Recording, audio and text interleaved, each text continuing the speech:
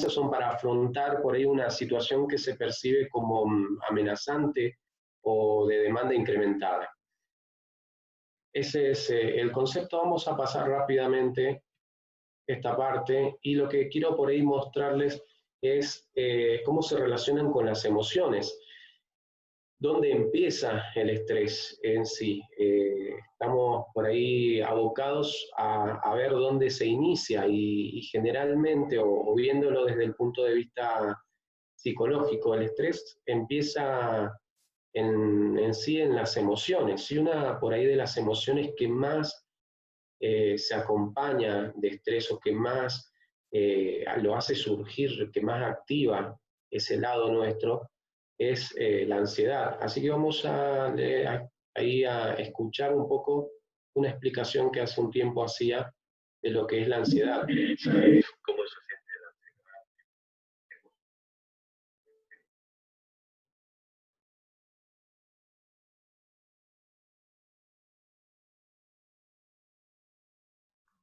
No se escucha, Edward.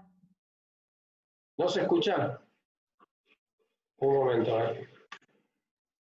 ver, vamos por acá. No, no se escucha, ¿eh? No se escucha el audio de la computadora. Bueno, es una lástima. Lo voy a, voy a tratar de ponerle el audio yo entonces.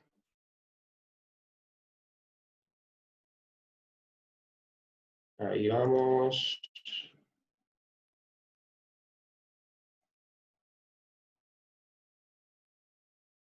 Bien. Acá lo que va a explicar por ahí es que en sí todos experimentan ansiedad de una u otra forma. Es algo que nos conecta porque sentimos ansiedad, y la pregunta es qué realmente significa. En sí, sin ansiedad todos estaríamos en serios problemas. Tan pronto como el cerebro siente que está en peligro, una pequeña parte del cerebro que está ahí, la amígdala, prepara el cuerpo para reaccionar. Y esto por ahí podría significar volar, escapar, huir, quedarse o luchar, simplemente quedarse quieto para esconderse. Esa es otra de las reacciones. Estas reacciones se han dado desde hace millones de años. Nuestros ancestros animales, cuya amígdala por ahí era más sensible al peligro, tenían más probabilidades de mantenerse con vida y fuera del menú de sus depredadores naturales con esta respuesta. Y a través de millones de generaciones esto se convirtió en el síntoma que todos conocemos como ansiedad. Porque cuando no hay riesgo, ese es el problema, por ahí no hay riesgo de vida o muerte, y la amígdala cerebral sigue diciéndole a tu cuerpo que estás en peligro, es cuando se convierte en un problema, porque la amígdala no conoce la diferencia entre leer, hablar en público, desaprobar un examen, hablar con alguien que te guste mucho. Esas emociones son por ahí desordenadas, complicadas. Entonces entra en acción la amígdala cerebral, y así que a veces cuando por ahí estamos en situaciones incómodas, nuestro cerebro interpreta mal el riesgo y reacciona de forma exagerada. El corazón late más rápido, respiramos con fuerza para tener más oxígeno al cuerpo, los músculos de nuestros brazos y piernas se tensan, se llenan de sangre, la piel transpira, y esto sería genial si tuviéramos que luchar o correr, pero en cambio nos sentimos tensos, sudorosos, a veces nuestra mente se queda en blanco y sentimos que no podemos movernos o hablar. Eso sería por ahí muy bueno si necesitáramos escondernos, o simplemente por ahí nos sentimos atrapados. Estas situaciones desencadenan la ansiedad a veces, y en tratar de evitarlo, como nuestros antepasados, evitando un depredador, es lo que hacemos, por ahí corremos. Y esto puede causar problemas cuando esos desencadenantes son partes importantes de la vida, como ir a la escuela, conocer gente nueva, cosas que si evitamos en sí nos perjudican más. Entonces, la pregunta es cómo recuperar el control. Bien, hay que analizar lo que realmente está pasando. No hay nada de malo físicamente, es solo la amígdala cerebral tratando de decirte que crees que estás en peligro, o que cree que estás en peligro, y por ahí se puede confundir acerca de cuánto peligro se está corriendo realmente. Eso básicamente era lo que explicaba el video. Vamos a pasar ahora a una parte de lo que es cómo afecta ese estrés a nuestro cuerpo, qué es lo que le hace. en sí hay una compleja cadena de eventos que se da dentro de nosotros, con un montón de liberación de hormonas, se libera una química en sí, que provoca un montón de modificaciones. Y dentro de esas modificaciones que vamos a ver ahora, por ejemplo, en el sistema cardiovascular, tenemos que aumenta el ritmo cardíaco, la presión arterial, la tensión arterial, el nivel de glucosa en sangre, el nivel de ácidos grasos en sangre. Todo esto aumenta. También otra cosa de las que pasa en el sistema inmunológico, que por ahí disminuye la función tiroidea y caemos en hipotiroidismo. O también puede haber una disminución de las células asesinas naturales, son las natural killers, que son por ahí células que se encargan de renovar, o sea, con esa forma por ahí de matar a otras células, que inducen a una renovación celular, y si no están, no hay renovación, por lo tanto, las células están envejecidas, permanecen en nuestro organismo con funciones por ahí deterioradas. Hay una cantidad de células infectadas por virus, también hay un aumento de incidencia del cáncer. En el sistema digestivo también pasan algunas alteraciones, y también como alteraciones generales hay un aumento, una disminución del flujo sanguíneo, hay disminución del metabolismo, hay sequedad bucal, hay aumento de la presión ocular, disminuye la visión, hay migrañas, dolor de cabeza, la densidad ósea, hasta eso disminuye. Bien, hay muchas cosas entonces que se alteran en nuestro organismo secundario a eso. Voy a poner un poco el chat, que veo 2 mensajes. Ah, perfecto. Cualquier cosa me escriben al chat y quedo atento a eso. Ahora lo que vamos a analizar un poco es acerca de lo que yo llamo modos de vida. Hay un neurólogo muy famoso que se llama Joe Dispenza, y él describe 2 estados. Yo los llamo en sí modos de vida a esos estados. Y Tengo cerrada la cámara. uno de esos modos es el modo supervivencia, que sería por ahí el del estrés, y cuando los niveles de estrés son sostenidos, por ahí sentimos ansiedad, inseguridad, tristeza, dolor, sufrimiento, culpa, depresión. En algunos casos hasta nos sentimos aislados, nos volvemos egocéntricos, porque sale un poco lo que conocemos como miseria humana, porque estamos en un modo de supervivencia. Bien, sobrevivir por ahí es lo que prima acá, no importa cómo, tenemos que salvar la vida. Nos sentimos en sí víctimas. Vivimos anticipándonos a un futuro condicionado por los miedos generados en el pasado. Y esta afirmación la voy a explicar un poco mejor más adelante. El otro modo es el modo creativo. Y en el modo creativo que alcanzamos cuando vivimos el presente, se segrega por ahí una química positiva en nuestro cuerpo y entramos en un estado de creación, bien, por eso se llama modo creativo, donde perdemos la noción del tiempo, nos sentimos ligeros, abiertos, con energía, alegre, listos para el éxito. Esos son los 2 modos. Acá vamos a ver un poco la relación entre ellos.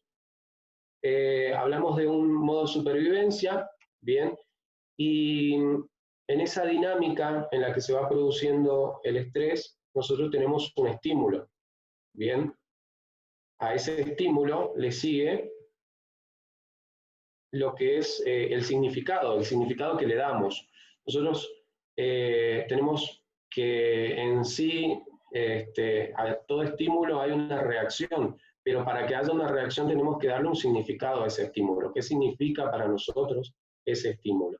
Y ese estímulo, al cual le dimos un significado negativo, se acompaña de una emoción, y por ahí una emoción como la ansiedad, la angustia, enojo. Y eso produce distrés, que es más bien el estado patológico del estrés. Bien, porque estrés en sí no habla de un estado patológico. Estrés es algo fisiológico, es algo que nos pasa. Bien, como la reacción a un estímulo, cuando el estímulo por ahí puede llegar a ser nocivo de alguna u otra forma, entonces nosotros reaccionamos con estrés. Ahora, cuando eso se mantiene en el tiempo y empieza a causar todo lo que antes dije, entonces ahí hablamos de distrés. Y después del distrés, si esto se mantiene en el tiempo, existe el daño orgánico. Y ahí está lo que hablábamos de la hipertensión, de los otros daños que también podrían pasar. Ahora, si estamos en un modo creativo, como antes por ahí dije, en cuanto a lo que es el modo creativo, que por ahí hay una química positiva, hay una serie de hormonas que se liberan que inducen a un positivismo, no como una visión de vida, ojo, sino como en sí como algo bueno que nos está pasando. En sí, el mismo estímulo produce un significado positivo, ¿bien? Y ese significado positivo se acompaña de una emoción por ahí podríamos decirle una emoción positiva. Esa emoción que desencadena nos lleva a lo que puede ser un eustrés, que es el estado fisiológico, el estado sano del estrés, bien, la parte saludable, el momento en el que nosotros podemos usar la energía que nos provoca el estrés para hacer cosas buenas. Eso vendría a ser el estrés. Y eso, cuando nosotros tenemos la satisfacción de haber respondido bien, de haber reaccionado bien, lleva a la felicidad, ¿bien? Esto por ahí es la dinámica de cómo... Ahora, ¿qué pasa? ¿Dónde está en sí la causa del estrés? ¿Dónde lo encontramos? Por ahí ya definimos que la cadena de eventos que nos lleva al estrés inicia con un estímulo, provoca una reacción en nosotros, ¿bien? Y cuando estamos en modo supervivencia, las reacciones de protección, porque entendemos que estamos en peligro, y si el tiempo que permanecemos en ese modo es más o menos prolongado, el estrés desencadenante se volverá patológico. Todo eso ya lo dijimos. Ahora, ¿dónde está la causa? Muchas veces el estímulo no depende de nosotros, ¿bien? Entonces no podemos decir, no, la causa es el estímulo, borremos el estímulo. No, el estímulo muchas veces no depende de nosotros, ¿sí? Lo que sí depende es cómo asimilamos ese estímulo, es decir, cómo esa información impacta en nosotros, qué significado le damos, ¿bien? Es lo que ya les estaba diciendo. Entonces, la causa en sí está en el significado.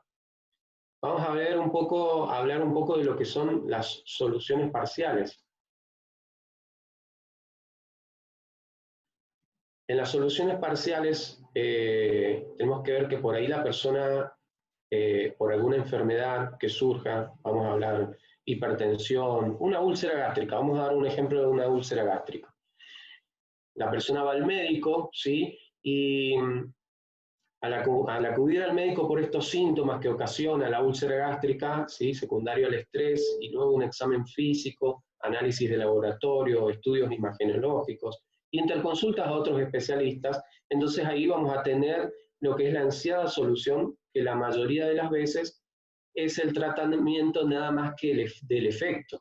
Es decir, vamos al médico por esta situación y una vez que yo recibo a esa persona y la recibo con una hipertensión, ¿qué voy a hacer? Voy a tratar la hipertensión como médico, además de estudiarla, obviamente, pero es necesario tratar la hipertensión. ¿Pero qué estoy haciendo ahí? Estoy tratando el efecto, no estoy tratando la causa. Por lo tanto, al no tratar la causa, van a haber otros efectos que van a ir surgiendo. Y eso es importante saber, porque por ahí tengo una úlcera gástrica, pero después aparezco con hipertensión y después aparezco con hipotiroidismo, y entonces me sale una enfermedad autoinmune, y son todos efectos diferentes, con una génesis, o sea, con una fisiopatología diferente, ¿sí? Pero todas son por la misma causa. Bien, esto, ¿qué pasa? Que por ahí, eventualmente en la búsqueda de sanación de esa persona, por ahí concurre a un psiquiatra. Y el psiquiatra identifica el problema en la mayoría de las veces, por ahí el problema es, como dijimos, la emoción, por ahí es la ansiedad. Entonces, el médico prescribe, el psiquiatra prescribe por ahí ansiolíticos y en sí esto soluciona el problema, lo hace de forma parcial, porque en sí la asimilación del estímulo va a seguir siendo la misma, pero la emoción cambia, ¿bien? Entonces, la emoción ahí ya no hay ansiedad, por ahí al prescribir un ansiolítico, la ansiedad en sí puede desaparecer, y entonces yo no tengo ansiedad, y eso es lo que me estaba causando el mal, y puedo mejorar, la persona va a mejorar, ¿sí? Pero momentáneamente, porque el significado que le da a cada estímulo todavía no cambió, todavía sigue. Entonces, eventualmente esa ansiedad no va a estar, pero eventualmente puede ocasionar que aparezcan otras emociones de angustia, de depresión. Bien, entonces esas emociones por ahí de depresión hacen que yo vuelva a concurrir al psiquiatra o que la persona vuelva a concurrir al psiquiatra. Y entonces, obviamente, el psiquiatra, después de un estudio, después de una entrevista, después de un análisis y demás, va a concluir tal vez que necesita antidepresivos. Y entonces se le suma a esa ansiedad también antidepresivos. Perdón, a ese estrés, a esa causa, esos antidepresivos. Entonces voy a estar por ahí con un antidepresivo y también con un ansiolítico. Y entonces puede existir cierta labilidad emocional en esa persona. Y esto puede conducir al tiempo, si no se resuelve el problema, si no se resuelve el significado que yo le doy a algo, entonces con el tiempo lo que puede pasar es que conduzca a un tipo de trastorno por ahí, de un trastorno de tipo ansioso depresivo o un trastorno bipolar. Bien, entonces todas esas cosas simplemente por ahí no ver de forma integral, de no tratar a la persona de forma integral. Yo con esto no quiero decir que una persona deba rechazar el tratamiento que le prescribe un médico, no. Cuando la situación es similar o por ahí a la que estoy describiendo, esto no tiene que pasar. La verdad es que la enfermedad la persona la tiene. Si va por hipertensión, la enfermedad la tiene y debe ser tratada para evitar por ahí las complicaciones.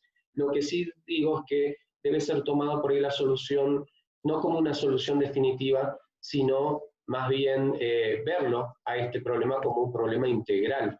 Entonces, con una mirada por ahí multidisciplinaria. Y por ahí el que más está a cargo de eso es el médico de cabecera, que tiene que identificar. Los especialistas van a estar viendo desde su punto de vista y por ahí la mirada integral la da más el médico de cabecera, que sabe bien y que conoce bien al paciente. En el caso de que sea necesario, ¿no?, el tratamiento. Entonces, ¿dónde está la solución? Hablamos de soluciones parciales. ¿Dónde está la solución a esto? La solución por ahí está en cómo nosotros, qué significado nosotros le damos a ese estímulo.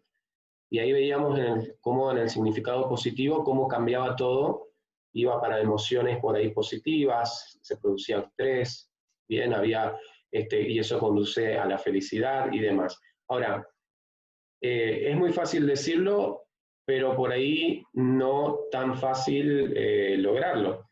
Porque yo digo, bueno, cambia la forma en que las cosas impactan en vos. Es así de simple.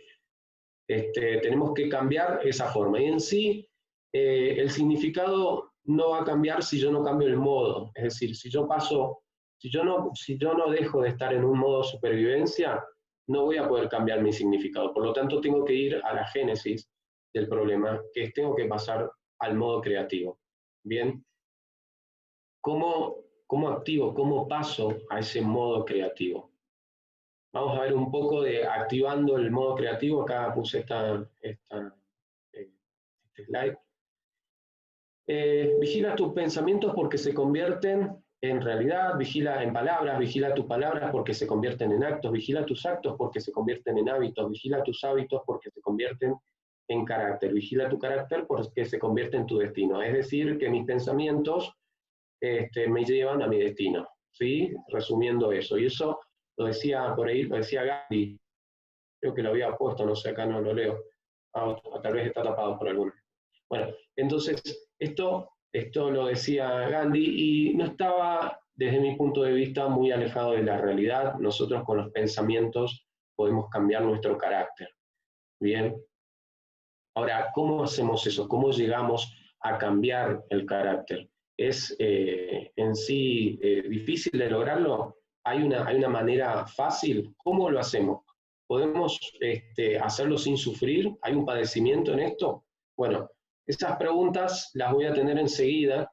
Lo que así ahora les voy a pedir una cosa es que para hacer más participativo esto, yo preparé un formulario y me gustaría que completen el formulario, y después de completarlo, por favor, vamos a analizarlo rápidamente. Son 15 preguntas de sí o no, son preguntas muy rápidas, así que les pido, por favor, que lo completen. Ahí lo voy a mandar al chat.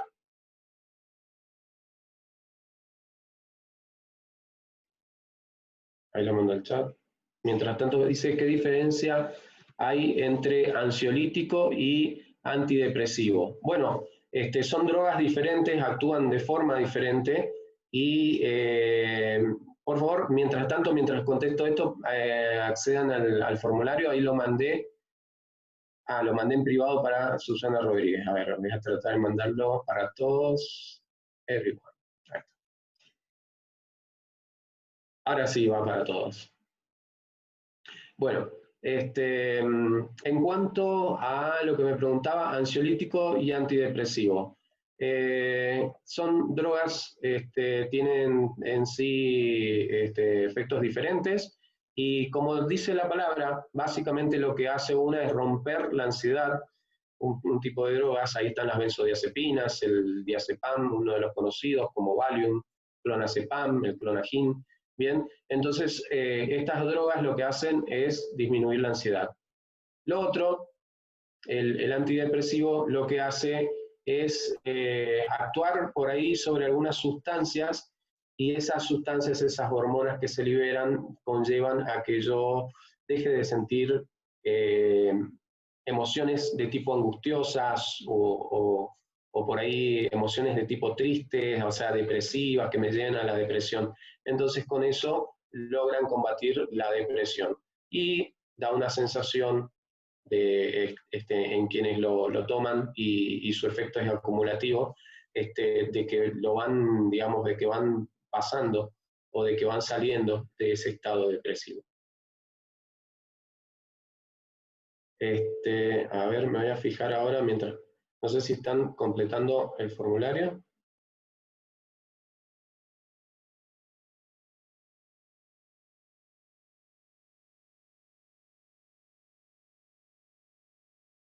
Bien, ya tengo 7 respuestas, porque una respuesta fue mía para comprobar.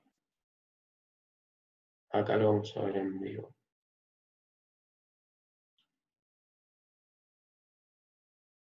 Andrea, consulta, ¿se está compartiendo la parte de las respuestas? Yo no las veo acá las respuestas, no. Creo que te las estarán compartiendo a vos. Sí, estaba muteada, pero ya me desmuteé.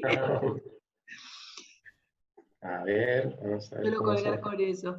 Yo no las veo las respuestas. Creo que te las manda. A ver. Listo, puso Daniela, pero no. Mariana también, pero no. A ver, No las veo. Capaz que la mandaron a vos. Bueno, acá está. Algunas personas listo. Muy bien, ahí ya tenemos 12 respuestas. En este momento lo deben estar viendo esa parte. Sí, esto lo pusiste vos, 13 respuestas. Sí.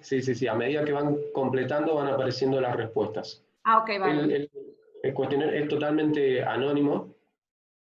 Ok, te van apareciendo a vos directamente las respuestas, te va haciendo como un percentil, un porcentaje. Claro, hace un análisis estadístico. Perfecto. Muy bien. Van a ver que las respuestas, cada respuesta se le asignaba un punto. Más o menos es en sí, es un test que no tiene un valor en la psicología como tal, está hecho simplemente para identificar algunos aspectos. No le adjudiquen ningún tipo de valor diagnóstico ni nada de eso. Simplemente para mí es una ayuda como para guiarme cuando empiezo a hablar con una persona, nada más. Es como para guiar una conversación cuando estoy haciendo algún tipo de tratamiento. Cuando estoy hablando con alguien que me está pidiendo por ahí algún tipo de ayuda. Bien. Entonces, en cuanto a los valores, entre más puntaje tengan, mejor pronóstico. Bien, aquellos que estén entre 10 y 15 puntos, entre 11 y 15 puntos, tienen menos riesgo de padecer por ahí, o de estar dentro de las manos del estrés, de padecer el estrés en sí, y entre 6 y 10 puntos tienen un riesgo moderado, y entre 1 y 5 puntos tienen un riesgo alto de padecer estrés, de padecer distrés. Bien. Vamos a ver acá cómo en varias preguntas el 100% contestaba que sí, el 100% obtenía por ahí sus puntajes.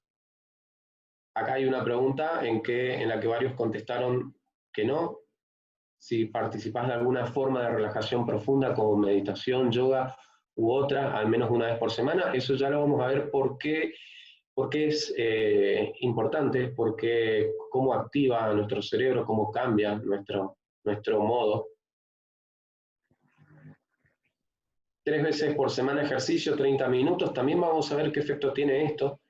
Bien, acá es más la gente que no hace ejercicio 3 veces por semana que la gente que sí.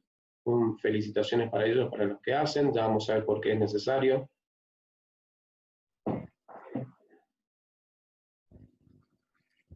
Todas las semanas haces algo que realmente disfrutás, muy bien, acá la mayoría son positivas. Mucha gente que planifica, buenísimo, gente que planifica adecuadamente el tiempo, en general planificar el tiempo tiene muchos beneficios, porque después, cuando se aprende esto de planificar, da la sensación de que hay tiempo de sobra. ¿Te cuesta mucho conciliar el sueño o bien despiertas angustiado? No, buenísimo, hay 6 personas que sí, a tenerlo en cuenta para esto. Es un llamado de alerta por ahí, de despertar angustiado. Por ahí hay que ver qué es lo que está pasando, cómo se va a dormir. Ya vamos a hablar de eso. Dolores de cabeza, de estómago o de origen, que son por ahí de origen nervioso, 7 personas dijeron que sí. Vamos a ver, ¿te comen las uñas habitualmente? Bien, la mayoría no, se comen las uñas.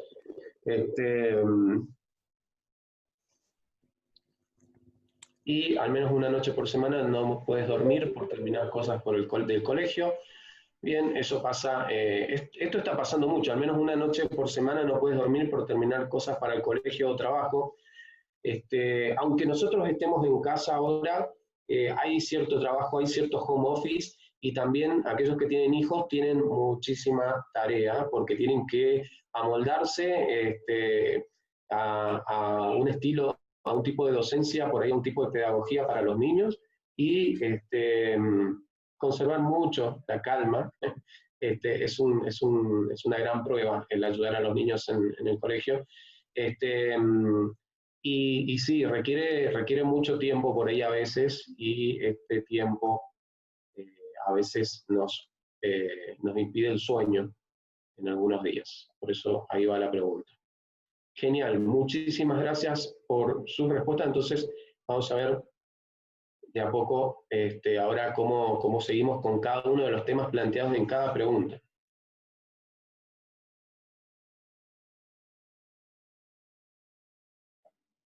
Muy bien. En general están aptos, ¿bien?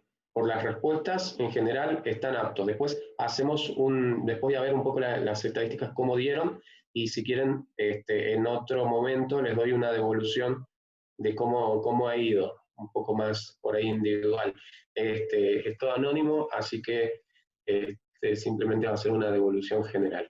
En cuanto a seguir la charla, muchísimas gracias por su participación en la encuesta. Vamos a seguir la charla. A ver, no, creo que es acá. Ahí, bien. Acostumbrándome a esto, adaptándome a esto de la tecnología. Bien, allá entonces deberían estar viendo la presentación. Espero que así sea. Ahí seguimos con la presentación. ¿Sí? Sí, perfecto, perfecto. Muy bien. Vamos entonces con activando el modo creativo. Vamos a ver, a continuar entonces acá. ¿Cómo entonces hacemos para cambiar pensamientos? ¿Cómo activamos ese modo creativo? Lo hacemos con una variedad de cosas en sí que están justificadas, están argumentadas científicamente, y yo las relacioné en pilares. Bien, en un pilar físico, en otro pilar de meditación, en otro nutricional y en otro social. Ahora vamos a ver un poco cómo y por qué cada una de esas cosas nos ayuda, nos cambia, nos pasa de ese modo de estar en supervivencia a un modo más de creación. Entonces, dentro de lo que es el pilar físico, los programas de ejercicio físico se asocian por ahí a aumentos significativos en la autoestima, particularmente en individuos con autoconcepto bajo. Hay investigadores que encontraron que los niveles altos de autoestima estaban asociados a la participación en programas de la educación física, con lo que concluye que la actividad física es un protector importante para aquellas personas que tienen autoconcepto bastante bajo.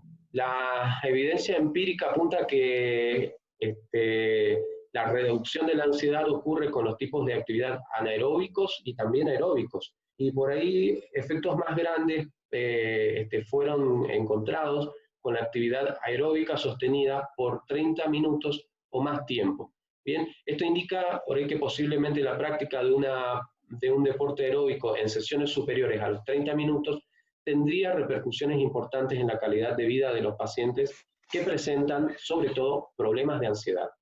Entonces, también acá todo lo que yo les estoy diciendo tiene un argumento científico. Después, como regalo, les voy a dejar un material de texto para que lo bajen y puedan leerlo si quieren más a detalle de todo lo que estoy diciendo. Cada una de esas cosas las que estoy nombrando, cada uno es un estudio de investigación. Tenía botella con esa cara con esa A ver, escucho, no sé, Andrea, sé que estás hablando, pero no se te escucha. Como siempre, estando muteada. No, le decía recién a la persona que entró que se muteaba. Ah, porque entró con el... Lo logró antes de que yo... Lo logró antes de que yo logre desmutearme. Perfecto, perfecto. Seguimos entonces. El Instituto Nacional Americano de la Salud Mental indicó que el ejercicio reduce la ansiedad, disminuye la depresión moderada, mejora el bienestar emocional, aumenta la energía. Estudios por ahí hace muchos años, del 85, encontraron que las mujeres que asistían a tratamiento psicológico y que presentaban síntomas depresivos, un programa de 6 semanas de terapia a partir de ejercicio físico disminuía esos síntomas. Bien, la actividad física y por ahí los procesos cognitivos a tener en cuenta desde hace bastante tiempo, se presumía que la actividad física podría tener relación con una mejoría de los procesos cognitivos, por ahí que tienen su origen en el cerebro. Entonces, a esto aportó mucho una universidad de Estados Unidos, la Universidad de Illinois, que comprobó efectivamente que a mayor actividad aeróbica, menor degeneración neuronal. Bien, a pesar de no ser por ahí la primera investigación que se hacía en ese sentido, los resultados arrojaron información que representaba o que presentaba la actividad física como una amiga de los procesos cerebrales. Asimismo, ciertos estudios también demostraron que algunos procesos y habilidades cognitivas cerebrales en las personas mayores eran mejores en las personas que practicaban una actividad física que en aquellas que no lo hacían. Por ejemplo, ya en el año 1999, los mismos científicos que realizaron el estudio que les dije de la Universidad de Illinois, observaron que en un grupo de voluntarios que durante 60 años llevaron una vida muy sedentaria, tras una caminata rápida y sostenida de 45 minutos durante 3 veces a la semana, lograron mejorar sus habilidades mentales. Bien, estas habilidades mentales suelen declinar con la edad, por lo tanto ese hallazgo fue un hallazgo bastante importante que relaciona la actividad física con por ahí la neuroplasticidad. Existe evidencia también de que los procesos cognitivos en niños que practican actividad física de manera sistemática son mejores que los procesos de niños que son sedentarios. Estudios también en ratones demostraron que la actividad física aumentaba la secreción del factor neurotrófico cerebral. Bien, esta es una sustancia que está relacionada con el factor de crecimiento del nervio.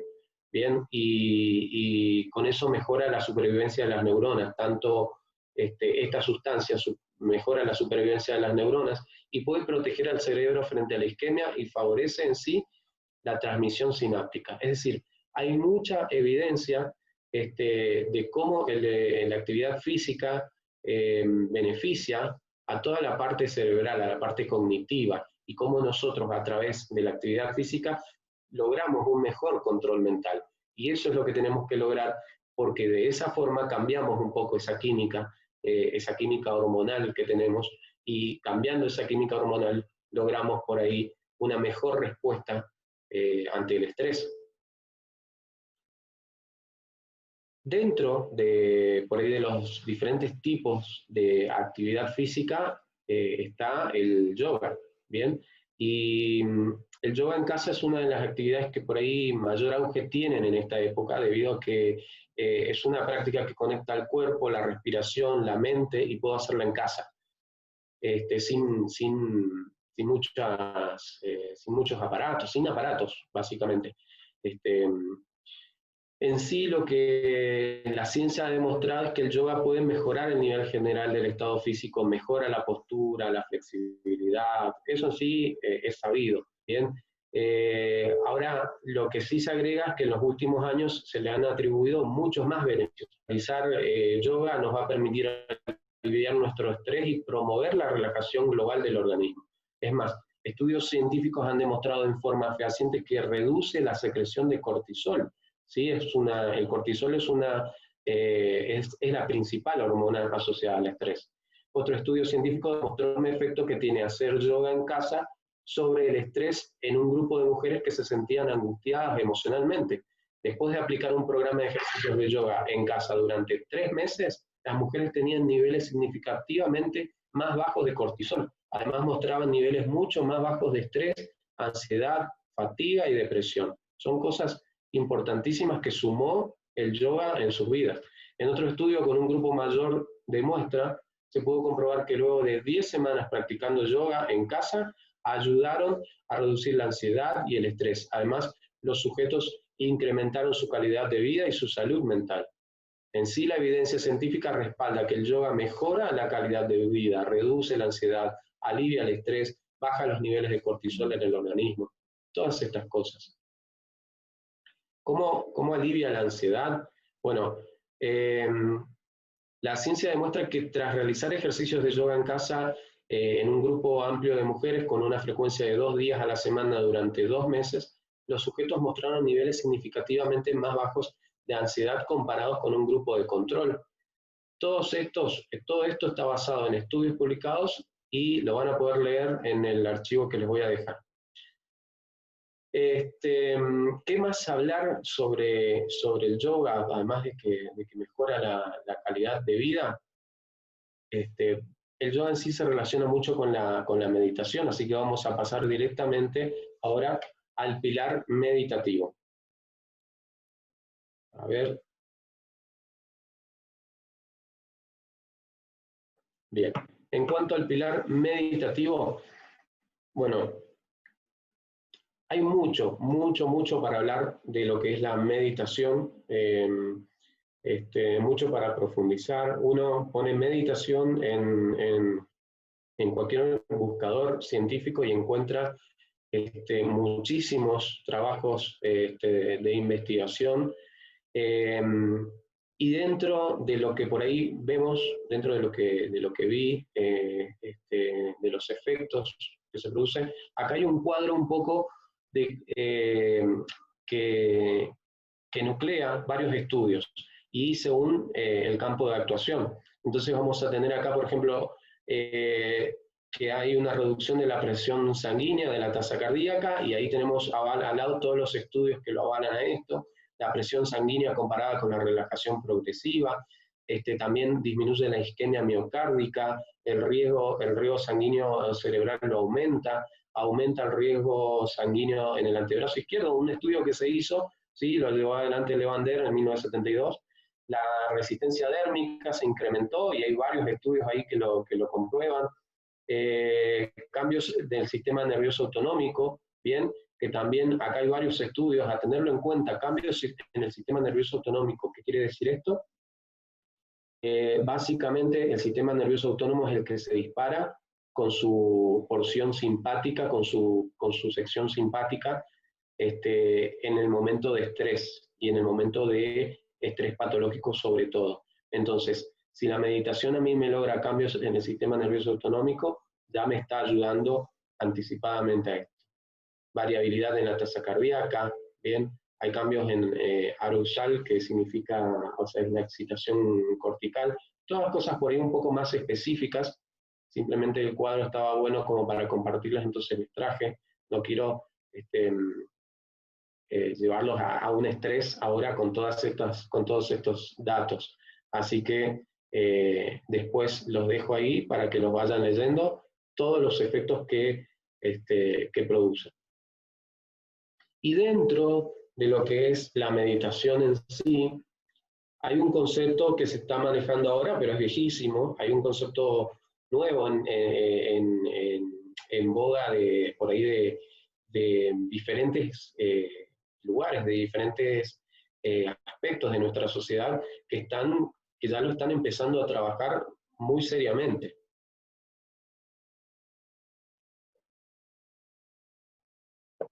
Y entonces habla de lo que es el mindfulness, ¿bien? Que consiste en estar atento de manera intencional a lo que hacemos sin juzgar, apegarse o rechazar en alguna forma la experiencia, ¿bien? Y eso lo dijo Jon Kabat-Zinn, que es un médico que ha introducido, o que introdujo el mindfulness también en lo que es el campo militar.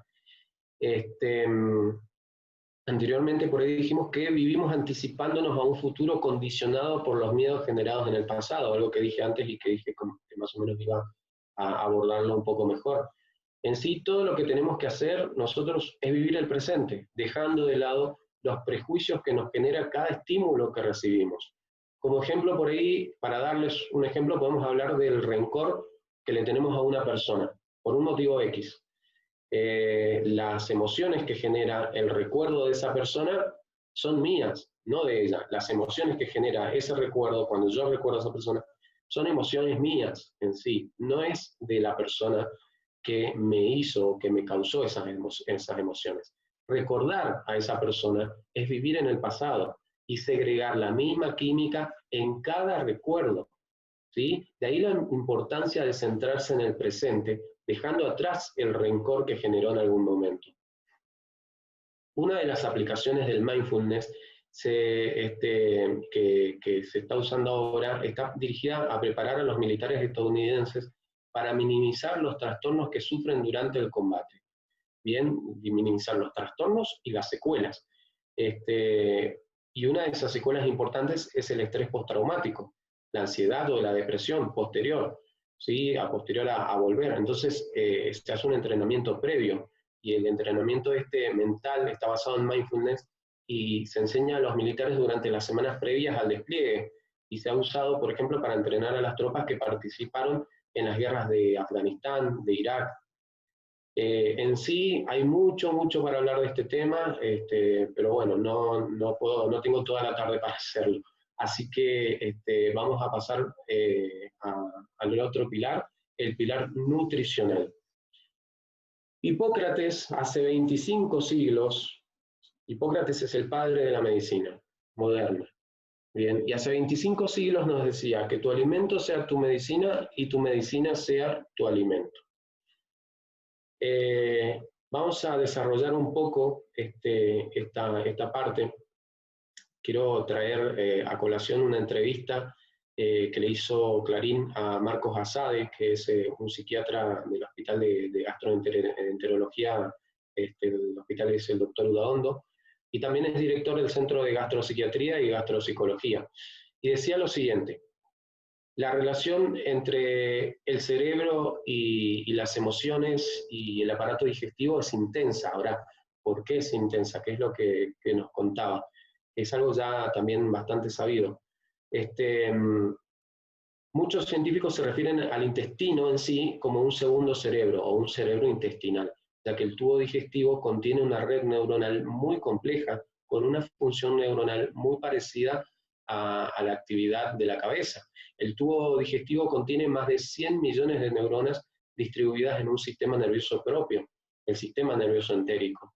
Y estas neuronas secretan las mismas sustancias que las que se encuentran en nuestro sistema nervioso central. Por lo tanto, es importante decir, cuando nos ponemos a pensar, tenemos que cambiar nuestra química cerebral, también tenemos que cambiar nuestra química digestiva, nuestra química intestinal, ¿bien? Porque también ahí se secretan sustancias muy similares o iguales a las del cerebro. Entonces, tenemos, por ejemplo, que la serotonina, que es la hormona por ahí que está relacionada con el bienestar, el comportamiento, la actividad sexual, el sueño, ¿bien?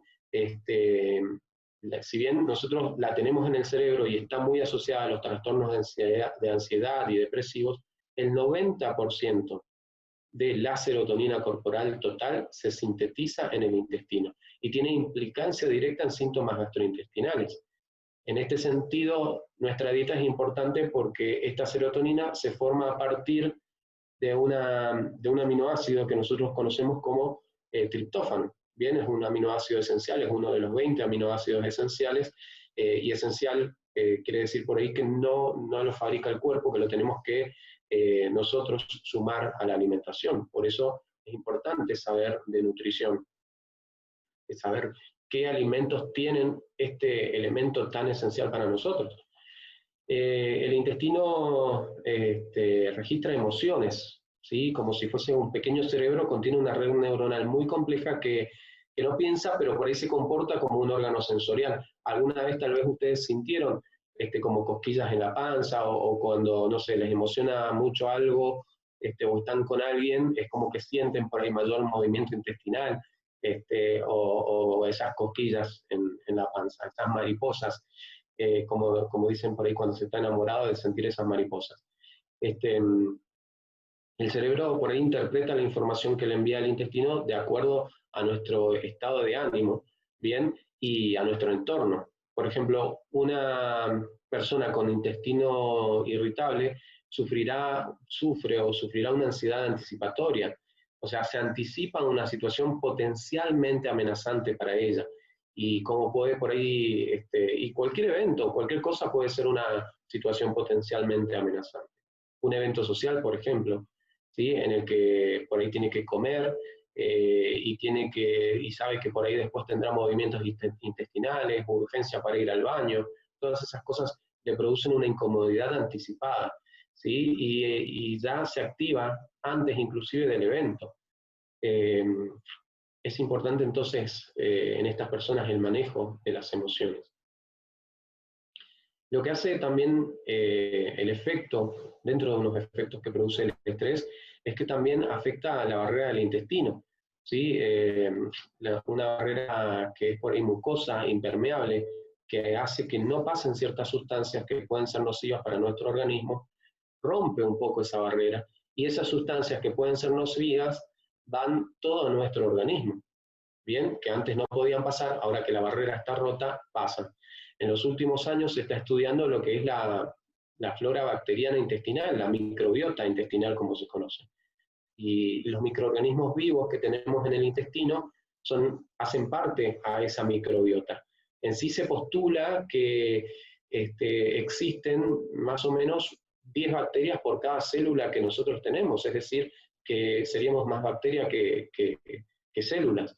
En sí, tenemos muchísimas bacterias y sobre todo en el sistema digestivo.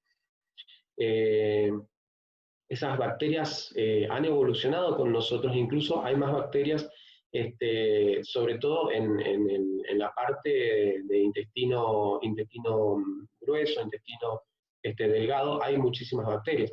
En esas, por ahí en las situaciones de estrés, se puede alterar esa flora bacteriana, se pueden alterar esa normalidad de las bacterias ahí, se altera, y esa alteración puede predisponer a alteraciones también en nuestro comportamiento. De ahí la importancia de todo esto. Quiero destacar entonces la importancia de que necesitamos depuración intestinal.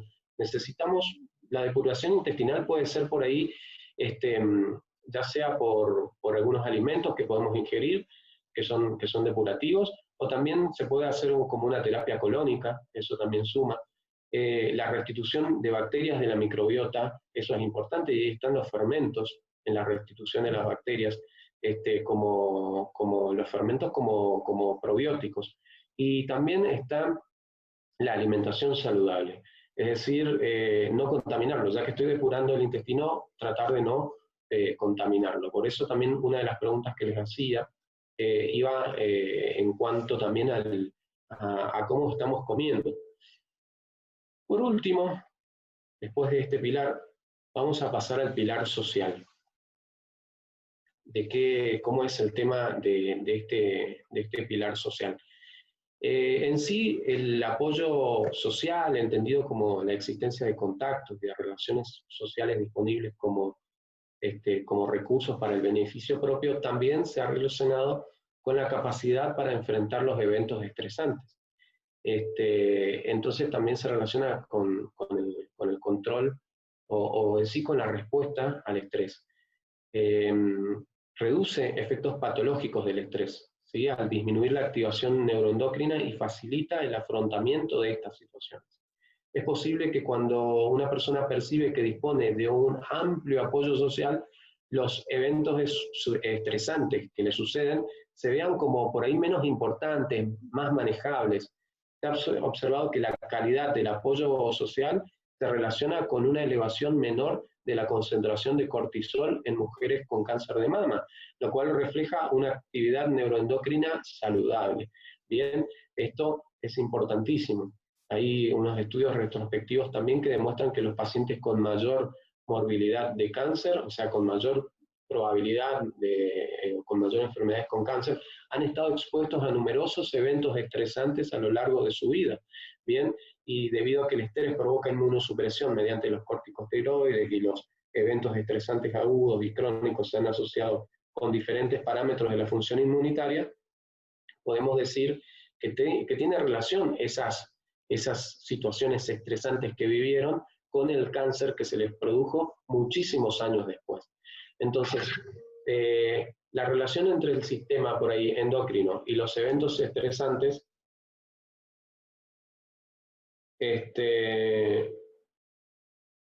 la relación entre los eventos, tengo un problemita acá tecnológico. Entonces, les comentaba en cuanto a la relación que existe de los eventos estresantes con el apoyo social.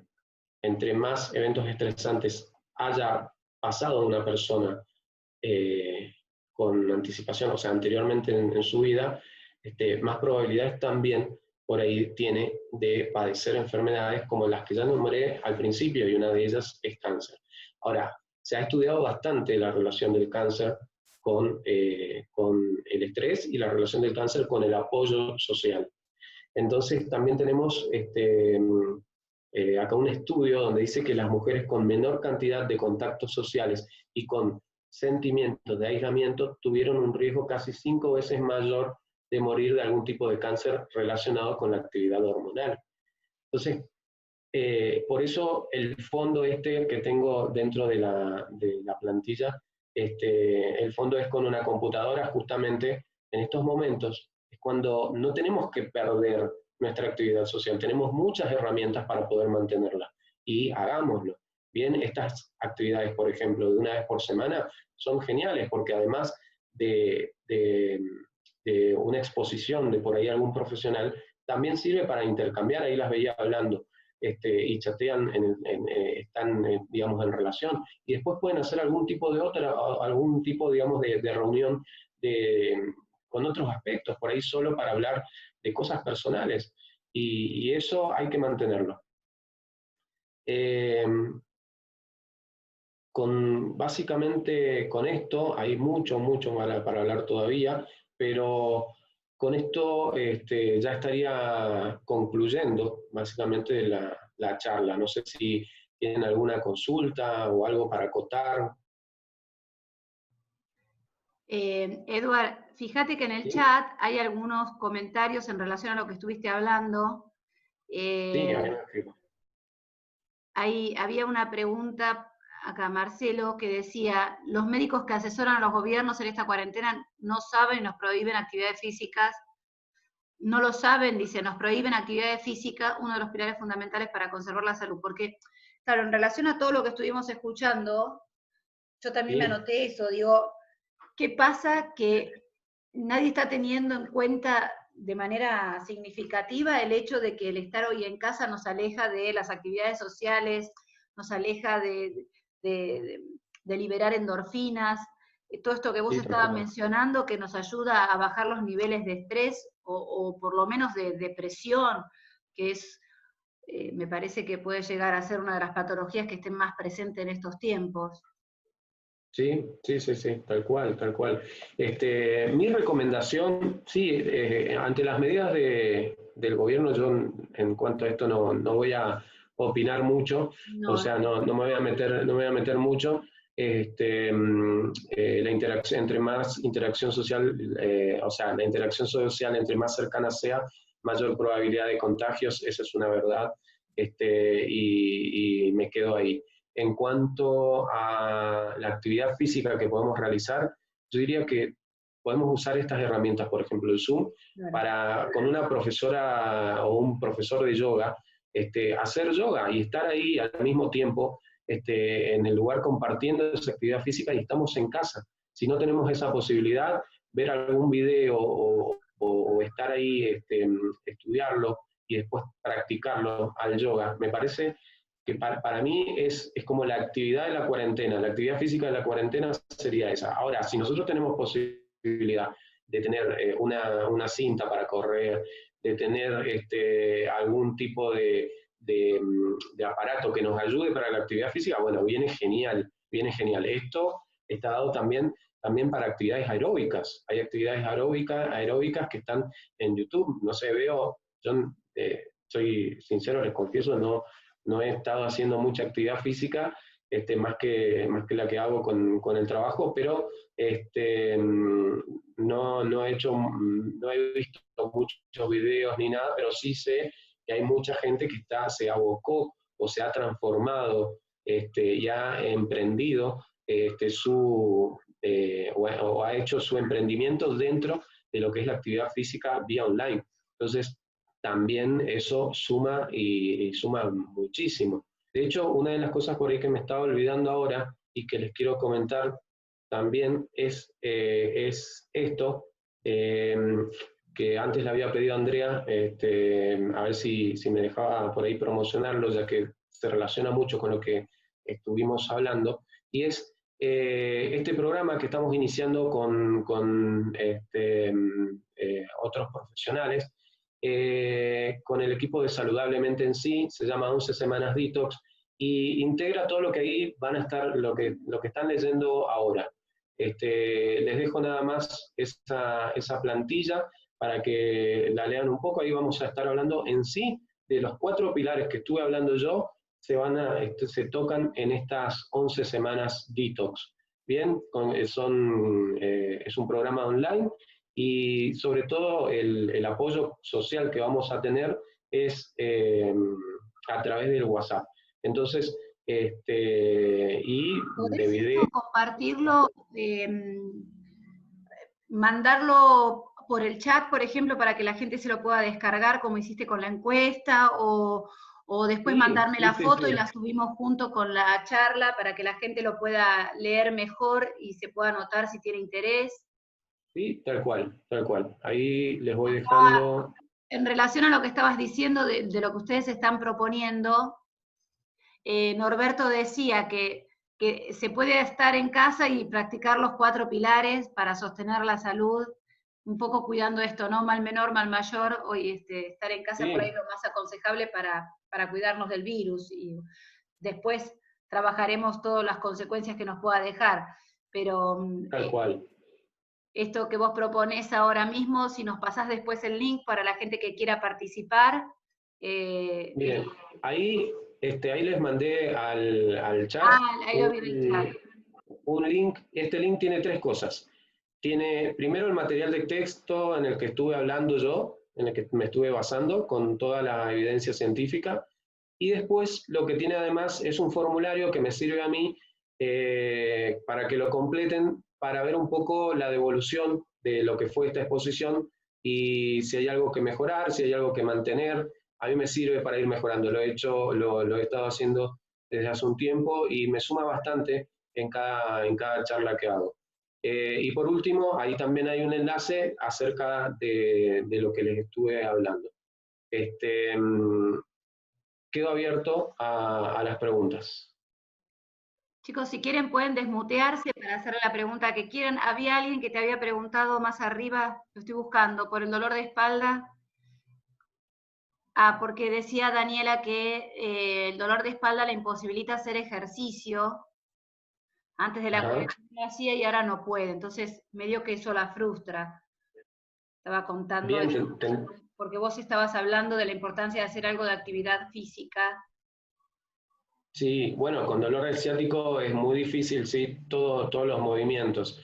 Lo importante ahora es pasar la parte aguda de la ciatalgia, y una vez pasada esa parte aguda, ver algunas actividades que pueden mejorar por ahí la postura y entonces ayudar con la ciatalgia. Yo te diría que la natación es una de las cosas que ayuda. Imposible para los que estén en Buenos Aires, por ejemplo, en este momento, a hacer natación. Entonces, otra de las cosas que ayudan la postura es el tai chi y el yoga. Entonces, también esas prácticas de esas actividades te pueden ayudar. Puedes buscarlo en YouTube, puedes buscarlo ahí, no sé si en Netflix, ahora que no me puse a buscar en Netflix, pero hay una plataforma que se llama... Ajá. Hay una plataforma que se llama Gaia, que también tiene muchísimo de yoga, y ahí también lo pueden practicar. Muchísimas gracias por los saludos. Eduard, vos dijiste que el triptofano lo teníamos que consumir, que el organismo no lo generaba, que era bueno para nuestra salud. ¿En qué alimentos Sí, lo tal cual. ¿Cómo? ¿En qué alimentos ¿En qué? lo podemos? ¿En qué alimentos lo podemos conseguir? Perfecto. Bien, uno de los principales alimentos que tienen triptófano es la soja, por ejemplo. También está en las lentejas, está en algunos frutos secos, está en el pistacho, en la avellana, en las almendras también. Ahí todos esos alimentos están en el triptófano. Yo, pensándolo por ahí desde un punto de vista vegano. Ahora, desde un punto de vista vegetariano, le sumamos el huevo y el queso, también tienen triptófano. Si no son vegetarianos y consumen de todo, entonces la carne de pescado también tiene, y sobre todo la del salmón, tiene triptófano. Buenísimo. ¿Hay que consumirlo con qué cantidades? ¿O diariamente, por ejemplo? Sí, no es tan necesario en sí nuestra absorción de ahí, de esa la cantidad en sí, la da la absorción intestinal. Entre más necesitemos, más se abre nuestro organismo a recibirlo. Entonces, depende mucho en qué situación estemos para poder, para esa absorción. Si nuestro organismo está bien y normal con consumir 3 veces por semana una porción de estos alimentos, aproximadamente entre 400, 500 gramos de variedad de estos alimentos, ya serían suficientes, no es tampoco tan necesario. Ahora, por ahí dietas muy estrictas, muy carentes, ahí sí ya nos puede traer un problema. Claro. ¿Quieren preguntar algo? Desmutense para preguntar lo que quieran. André, yo le quiero agradecer al doc. Yo muchas de las cosas que dijo por mi profesión de controlador de tránsito aéreo me sentí extremadamente identificada y hoy a Ajá, casi mis 60 años tengo colon irritable, divertículos, bueno, debido a todo esta profesión que elegí de vida. Y bueno, hoy lo tengo totalmente asumido, hago natación, hago yoga, cosas que me doy cuenta que a mi edad las necesito. Y bueno, nada, me sentí extremadamente identificada, Doc, le agradezco y me aclaró un montón de cosas y algo que me parece excelente y que a veces yo lo busco, los médicos, es el médico integral. Yo no quiero ajá, alguien que me toque el dolor de espalda, no quiero alguien que me trate los intestinos, tratame el por qué tengo todo esto. exacto. Yo Sí, sí, sí. lo hablo mucho con mi doc de cabecera, que es un amigo. Digo, no me digas lo que tengo, porque yo ya lo tengo y los estudios me lo dan. Sí, Decime cómo vamos para atrás y el por qué están estas enfermedades, que bueno, que tampoco son, yo estoy operada de 2 aneurismas, y mi ajá, neurocirujano me dijo, bueno, es muy común en los controladores aéreos, tengo varios controladores aéreos que le han pasado exactamente lo mismo. Bueno, muchachos, empecemos a trabajar para atrás, no claro, trabajemos claro. sobre ya el problema, vayamos para atrás. Yo ya estoy, Sí, tengo casi 60 años, empecemos a trabajar con los que están hoy, porque les va a pasar lo mismo. claro, claro. Bueno, en cuanto a eso yo tengo algo para decirles. Es importante la vista integral, como decís, porque trata la causa y el efecto, y ahí está la importancia. Nosotros Tal no cual. tenemos que pelearnos con los médicos e irnos y dejarnos totalmente, o sea, y alejarnos totalmente de la medicina simplemente por una mala experiencia, sino que tenemos que buscar una mirada integral Tal cual. en la que pueda decir, hey, me está tratando el efecto, pero también me está buscando la causa. Tal Eso es cual. lo importante. La causa a veces está muy oculta y es muy difícil por ahí, con las habilidades de médico, descubrirlas, porque muchas veces se originan en el cerebro. Y nosotros los médicos tenemos cierta disociación entre la medicina y la psicología, cuando en realidad son prácticamente las dos, tal vez visto de una forma diferente, pero Sí, son tal lo cual. mismo. Entonces, esas son nuestras falencias, nuestras desventajas. En mi carrera de medicina, por ejemplo, yo lo veía muy disociado a la medicina de la psicología. Y otra cosa de la cual también estamos disociados es de la nutrición, los médicos. Entonces, por ese lado tenemos que mirarlo por ahí desde un punto de vista integral. Eso nada más tenía para Bueno, aclarar. excelente la charla. La verdad, nada, quizás a mí me hiciste entender un montón de cosas, que quizás uno Genial, las genial. tenía Bueno, ahí medianamente sueltas, pero en un todo con esta charla que vos diste, y gracias André por haberme invitado, empecé a atar hilitos y ahora entiendo un montón de cosas que quizás hace muchos años que me las vengo preguntando. Genio total, gracias. Gracias, María Rosa. bueno, no, gracias por recibirla también. Edward, te preguntan acá, ¿qué pasa con la soja transgénica? Uy, es un temazo, un tema grande. La soja transgénica en sí no es el problema. El problema es por qué es transgénica. O sea, se ha hecho transgénica para poder soportar la acción del glifosato sobre ella. Claro. Entonces, el problema acá es el glifosato, no la soja transgénica como tal. Y ahí es mejor, por ese lado, la soja orgánica, que es muy difícil de conseguir porque al no ser transgénica no va a poder soportar el glifosato y por lo tanto eso me da una pauta de que no usara un glifosato en su cultivo, el hecho de usar soja orgánica. Ahora, ¿qué hay que tener en cuenta con esto? Bueno, todavía estamos atrasados con los estudios que arrojan eh, resultados verdaderos, porque hay algunos resultados que han estado parcializados con esto del glifosato, porque hay toda una empresa por detrás, hay mucho, digamos, muchos intereses por detrás. Entonces, todavía no tenemos muchos estudios. Por ahora, la soja no se ha visto la relación, científicamente estoy hablando, no se ha visto la relación de las acciones del glifosato sobre gente que consume soja transgénica. Bien, por ahora no se ha visto. Esto no quiere decir que más adelante no se haga, simplemente estoy diciendo que no hay estudios que comprueben eso. Sí hay estudios, y de hecho hay cosas que han pasado con el glifosato que se han comprobado que el contacto con él ha producido cáncer, o alguna u otra enfermedad. Entonces sí en ese sentido. Pero bueno, ahí también es un tema larguísimo, inacabable casi. Sí, ahí ponía que lo usan, para animales. Pregunta si lo usan para animales. ¿A dónde estaba? ¿Es verdad que la soja en otros países no lo usan de alimento, sino de forraje para animales, que los únicos que los consumimos somos nosotros?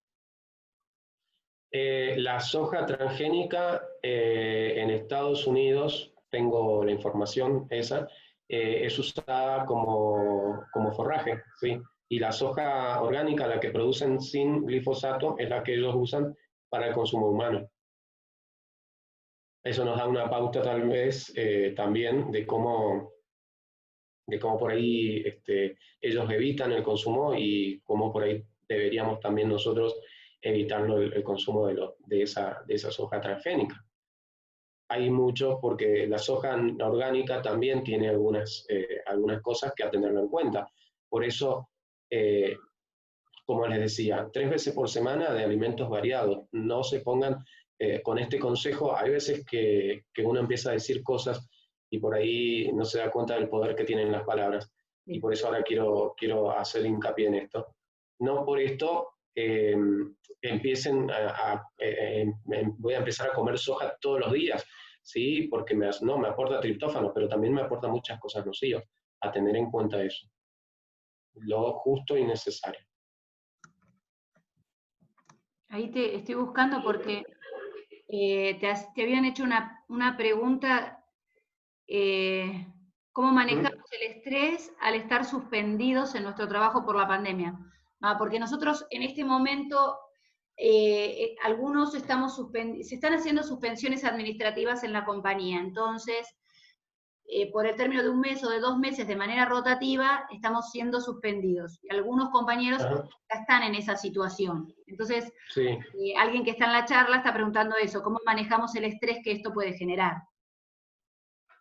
Bien, ahí ya tenemos para hablar desde el punto de vista bien psicológico, y eso es más para el trabajo de un psicólogo que por ahí pueda responder. Yo, como médico, lo que puedo decir es que es importante tratar, bien, de distraerse del pensamiento continuo de que en cualquier momento, o sea, de qué cosas pueden pasar a futuro y demás. Es importante vivir el presente, tomar el presente como se está dando en este momento. Es decir, la posibilidad de estar por ahí, de estar en casa, de estar haciendo algo y demás. Es muy difícil con todas las crisis, con todas las cosas que están pasando, pero es importante trabajar en eso y dejar de lado por ahí las suposiciones y trabajar simplemente con la información veraz. ¿Cómo lograrlo? Bueno, con los pilares que antes mencioné. La distracción se puede lograr también con la actividad física, con el conocimiento en la nutrición, también ahondando un poco más en lo social en sí con esas cosas. Mucho más, y te pido disculpas, no te puedo aportar con esa pregunta. Excelente. Bueno, preguntaba Anita, ¿cómo podemos saber la diferencia entre la soja que es orgánica y la que no? Bueno, tiende a ser un poco más chica, tiende a ser un poco más chica, es como más arrugada, pero bueno, la diferencia en sí la va a dar el productor. Nosotros tenemos que preguntarle y ver, bueno, saber bien de dónde viene y qué se hace. Desde ya, a mí me ha costado... El paquete cuando es orgánica, la soja dice... Lo dice, sí. A mí me ha costado encontrarla ahí, pero me ha costado bastante encontrarla. Bárbaro. Bueno, Eduard, la verdad que, no sé, son como las 4, como las 5 de la tarde, te robamos un montón de tiempo. Las 5. Un millón de gracias, muchísimas gracias a todos por estar acá cada jueves. Muchas gracias, Eduard, por acercarte a este espacio. Déjanos bien el link de esto para poder, o después me lo pasás y yo lo agrego cuando hacemos la devolución, que ponemos el video de la charla para que la gente lo pueda volver a ver, y ahí ponemos esta propuesta que trajiste de las 11 semanas, así la gente lo puede ver mejor y saber de qué se trata y puede tal vez acompañarnos. Así que, dale, ahí mando el enlace de vuelta. Gracias Perfecto, a todos. ahí mando el enlace. Gracias, Eduard. Muchas gracias. Chao, chao. Un placer, un placer. Gracias a todos. Buenas tardes. Chao. Gracias. Gracias. Muchas gracias, André, doctor, todos.